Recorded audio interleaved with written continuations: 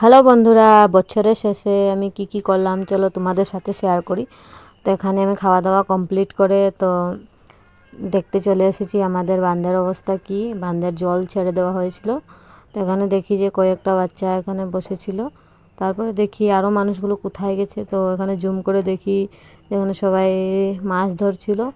তারপরে দেখো আমাদের মায়েও মাছ ধরা দেখতে চলে এসেছে এখানে গাছের উপরে উঠে।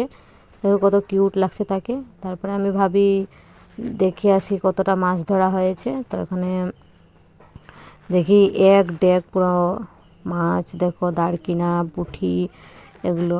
তারপরে এখানে আরেকটা বাকেটে ঢাকানো হয়েছে আরও মাছ। তারপরে তাকে নিয়ে আমি ঘরে চলে আসি। তারপরে দেখো এখানে কত সুন্দর একটা কচুর পাতা। এখানে দেখো হ্যান্ডশেক করা শিখছে আমাদের মায়েও। দেখো দেখো এখানে পেরে গেছে। তারপরে এখানে দেখো আজকে চৈত্র মাসের শেষ, তো তাই আমরা নিম, হলুদ এগুলো সব বাটছি। তোমরা কে কে সব চৈত্র মাসের শেষে কে কে এগুলো দিয়ে স্নান করো তোমরা প্লিজ কমেন্ট করে জানিও। তো এখানে দেখো বন্ধুরা 2 শালিক, তোমরা কে কে এটাকে শুভ শুভ বলে মানো। আমি তো খুব মানি এটাকে, আগেও মানতাম এখনও মানি। তো এখানে একটু সরষের তেল দিয়ে ভালো করে এটাকে